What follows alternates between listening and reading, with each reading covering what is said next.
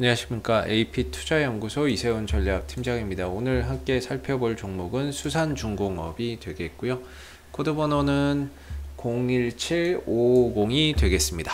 현재 시각은 2021년 4월 10일 월요일 11시 2분을 지나가고 있는 시점이 되겠습니다. 앞선 내용 꼭 한번 읽어봐 주시면 감사하겠고요.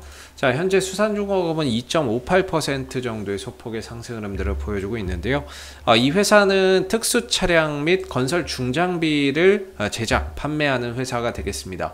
그래서 이 회사의 이제 비즈니스 모델을 보게 되면 일단은 뭐 대규모 토목건설이나 SOC 이런 이제 산업이 정부 정책이나 이런 부분들이 바탕이 됐을 때 좀 수혜를 볼 수 있는 그런 이제 산업을 가지고 있는데, 이런 부분들이 최근에 이제 주택 공급 확대 주택 공급 확대 또는 재건축 규제 완화 뭐 이런 부분들과 다소 이제 맥이 닿아서 좀 수혜를 볼 수 있는 그런 이제 산업군이라고 볼 수 있을 것 같은데, 다만 이제 수산중공업은 이런 비즈니스 모델을 바탕으로 해서 움직인다라기보다는 이런 정치적인 색을 좀 띠고 있다라고 말씀을 좀 드릴 수 있을 것 같아요.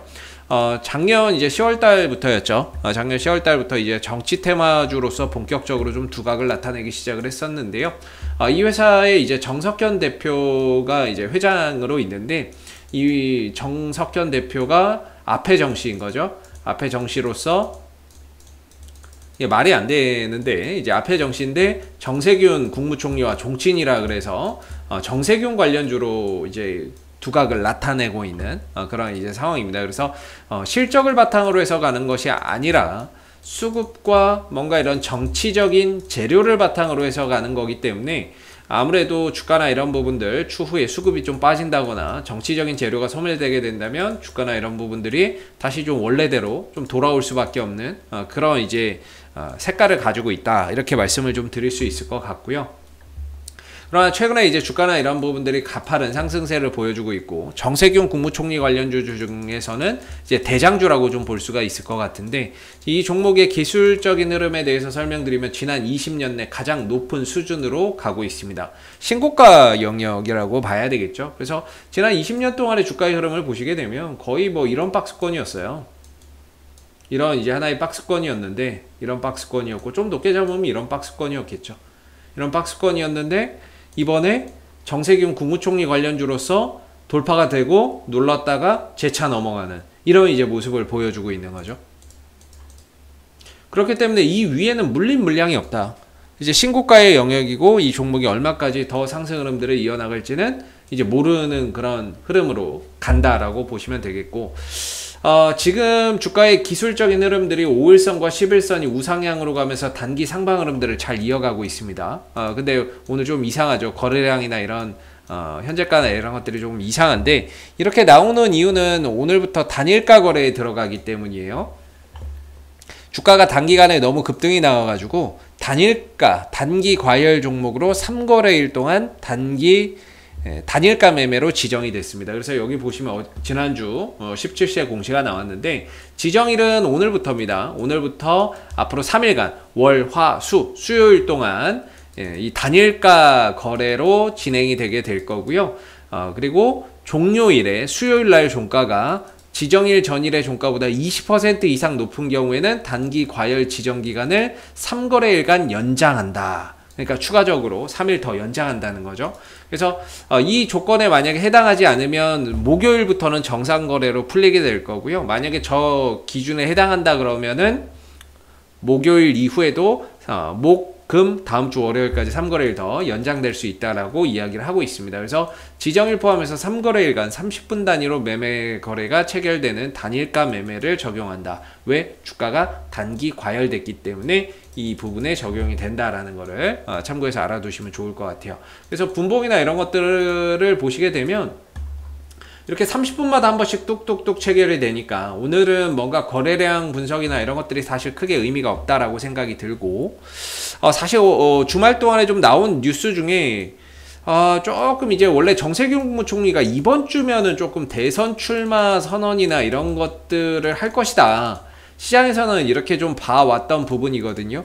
근데 갑자기 또 일이 생겨가지고 그게 조금 힘들 것 같습니다. 그래서 지금 여기 나와 있는 내용을 보면 일단 정세균 국무총리가 11일 이란으로 출국했다는 거죠. 어제 일요일 날 이란으로 출국을 해서 이 부분에 지금 이란과 양국 협력을 위한 순방에 나섰다라고 합니다.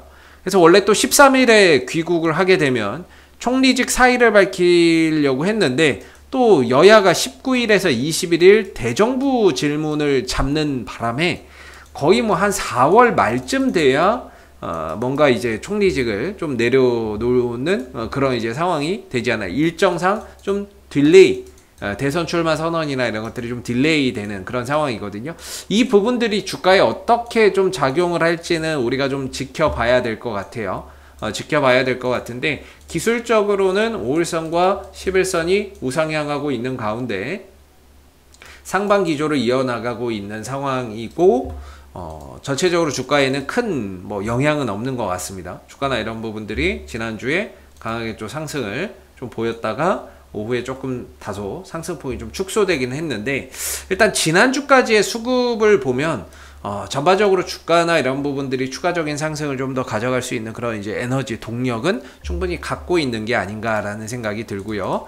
그리고 기술적으로도 5일선, 11선이 우상향하면서 단기 상방 기조를 잘 이어가고 있기 때문에 이 상승 흐름들이 쉽게 좀 꺾이지 않을 거다. 그리고 설령 조정이 나온다 하더라도 1차적으로 5일선에 지지받고 2차적으로 11선 막 이렇게 지지를 받고 가는 거기 때문에 우상향, 그러니까 저항을 막 두들겨 맞고 저항을 받는 게 아니라 떨어지면 지지받고 지지받는 그런 이제 상황이라서 결코 이 흐름들이 쉽게 좀 꺾이지 않을 거다라고 보고 있습니다. 그리고 기대감, 대선 출마에 대한 기대감도 여전히 남아있는 거죠. 그 출마 선언이나 그 시기가 다소 좀 딜레이 됐을 뿐이지 기대감도 여전히 남아있고, 기술적으로도 신고가 영역이기 때문에 뭐 정세균 관련주 중에서는 템버거 종목이 좀 될 수 있지 않나 이런 생각을 합니다. 템버거 바닥 대비 10배 정도 나올 수 있는 뭐 그런 이제 종목이 좀 될 수도 있지 않나라고 생각이 드는데요. 오늘 거래량이나 이런 부분들로 봤을 때 오늘 흐름을 분석하는 건 사실 좀 불가능하고요.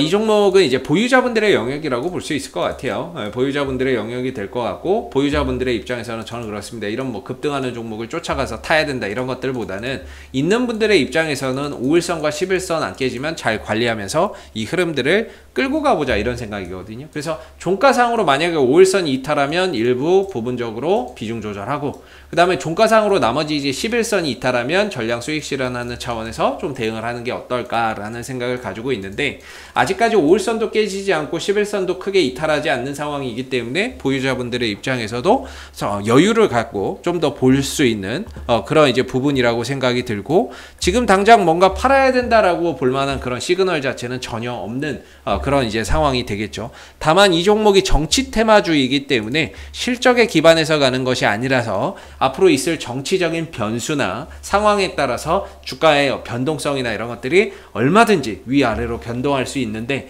아직까지는 무난한 가운데 주가의 상승 흐름들이 이어지고 있고요.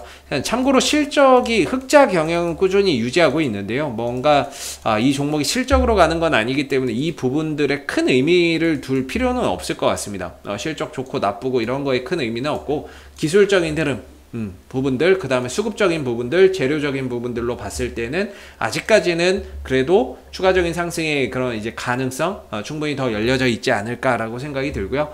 앞으로도 뭐 수산중공업은 이슈가 생길 때마다 계속해서 리뷰 영상 남겨드리고 있으니까는요, 구독과 좋아요 한번 눌러주시고 오늘 영상은 여기서 마무리하도록 하겠습니다. 감사합니다. 그리고 무료 추천 종목을 매일매일 드리고 있습니다. 네이버에 AP투자연구소를 검색하시게 되면 웹사이트 상단에 AP투자연구소 홈페이지 링크가 나옵니다.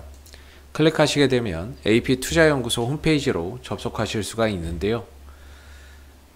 상단에 무료 추천 종목 카테고리에 2021년 무료 추천 종목을 클릭하시게 되면 소장님께서 매일매일 국내외 시황에 대한 실시간 브리핑과 함께 댓글로서 무료 추천 종목을 추천해 드리고 있습니다. 하나 눌러서 들어가 보게 되면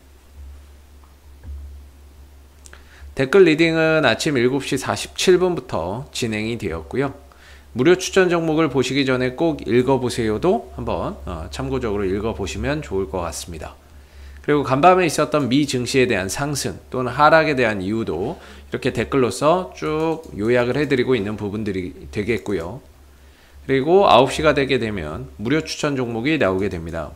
무료 추천 종목의 종목명, 그 다음 매수가, 1차 목표가, 손절가가 함께 제시가 되고요. 많게는 뭐 3종목에서 4종목까지도 매일매일 추천이 나오게 되는데, 따로 로그인을 하지 않더라도 누구나 이 무료 추천 종목을 확인할 수가 있습니다. 주가가 만약에 올라가게 되면 그 상승한 부분에 대해서도 이렇게 장중에 댓글로서 리딩을 해드리고 있고요. 반대로 또 주가가 하락하게 되면 그 하락한 부분에 대해서도 장중에 댓글로서 리딩을 해드리고 있기 때문에 무료 추천 종목이 필요하신 분들은 홈페이지에 오셔서 많은 도움 받아가시면 좋겠습니다. 감사합니다.